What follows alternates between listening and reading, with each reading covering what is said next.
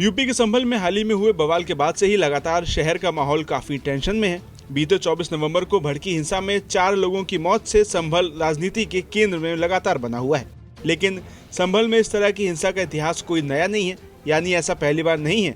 ऐसी हिंसा पहले भी कई बार हो चुकी है। वह इसके साथ ही सियासी जानकारों का हाल ही में फैली हिंसा पर यह भी मानना है कि संभल के बहाने 2027 के विधानसभा चुनावों की तैयारी भी की जा रही है। हालांकि संभल में हुई हिंसा के मामले में मीडिया रिपोर्ट्स और जानकार कहते हैं कि संभल में दंगों का काफी लंबा इतिहास रहा है।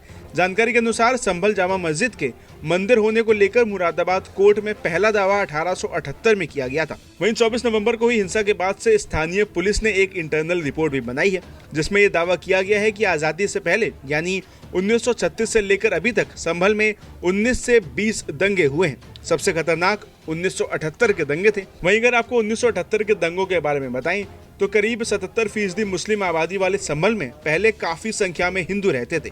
साल 1976 और 1978 में यहाँ 2 बड़े दंगे हुए थे। इसी के बाद यहाँ हिंदुओं का पलायन शुरू हो गया था।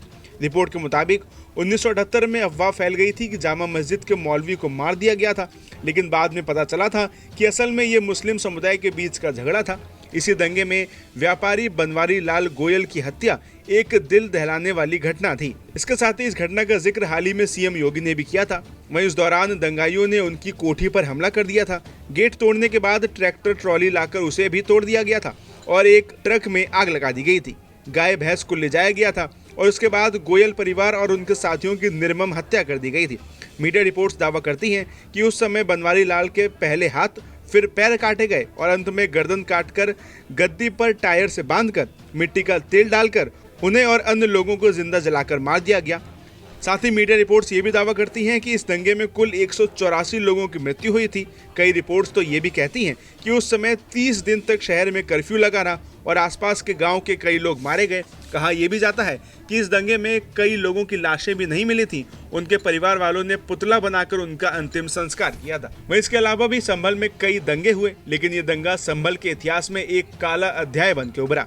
वहीं अगर हाल ही में हुए दंगे के बारे में आपको बताएं तो संभल की शाही जामा मस्जिद को लेकर यह पूरा विवाद हुआ था। यहाँ हिंदू पक्ष दावा कर रहा था कि यहाँ मस्जिद नहीं बल्कि प्राचीन हरिहर मंदिर है। इसको लेकर 24 नवंबर सुबह 7:30 बजे से सर्वे हो रहा था। कोर्ट के आदेश के बाद टीम यहाँ सर्वे के लिए पहुंची थी। पुलिस और प्रशासन लगातार अलर्ट मोड में था। इसी बीच शाही जामा मस्जिद के बाहर भीड़ जमा होने लगी और सर्वे को लेकर हंगामा शुरू हो गया। हालांकि मौके पर पहुंचे अधिकारियों ने भीड़ को शांत कराने की पूरी कोशिश की, लेकिन कुछ उपद्रवियों ने पुलिस की टीम को निशाना बनाते हुए पथराव शुरू कर दिया, जिससे ये पूरा मामला बिगड़ गया था।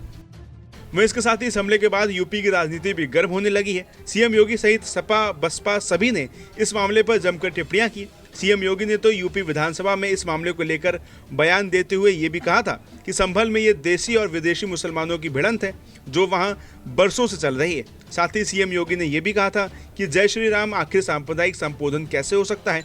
पश्चिम उत्तर प्रदेश में आपके पूर्वज और सभी लोग सामान्य संबोधन में राम राम ही कहते हैं, इसलिए जय श्री राम को सांप्रदायिक संबोधन कहना गलत होगा। राम के बगैर तो हमारा कोई काम ही नहीं है। मैं आपसे पूछना चाहता हूँ, आप पश्चिम में जाएंगे, पता नहीं आप कैसे हैं, आपके पूर्वज भी हो सकता है, और पश्चिम उत्तर प्रदेश के हमारे सभी लोग अपने सामान्य संबोधन में राम राम ही कहते हैं, तो जय श्री राम कहां से सांप्रदायिक संबोधन हो गया? कहां से सांप्रदायिक संबोधन होगा? हमारे यहां हम जगते हैं राम ही राम बोलते हैं, मिलते हैं राम राम का संबोधन होता है, और अंतिम यात्रा में विदा करते हैं तब भी राम नाम सत्य है ही बोलते हैं। राम के बगैर तो हमारा कोई काम ही नहीं है। और अगर जय श्री राम किसी ने बोली दिया तो इसमें उत्तेजना का मतलब ये नियत आप समझ सकते हैं। और क्या ये सच नहीं है कि ये देशी और विदेशी मुसलमानों की आपसी भिड़ंत है जो बरसों की लड़ाई को लेकर के वहां चल रहा है? वहीं इसके अलावा अब इस मुद्दे पर बढ़ती राजनीति पर सियासी जानकारों का मानना है कि ऐसा करके पार्टियां 2027 की नींव बना रही हैं। हालांकि आगे आने वाले दिनों में क्या होता है और कैसे इस मुद्दे को राज्य सरकार और तमाम पार्टियां खत्म करती हैं, ये देखने वाली बात होगी। नमस्कार, मैं हूं मानक गुप्ता। अगर आपको हमारा ये वीडियो पसंद आया हो तो इसे लाइक और शेयर जरूर करें, और हाँ, हमें सब्सक्राइब और फॉलो करना ना भूलें ताकि आप देश और दुनिया की कोई खबर मिस ना करें। तो जुड़े रहिए हमारे साथ और देखते रहिए News 24।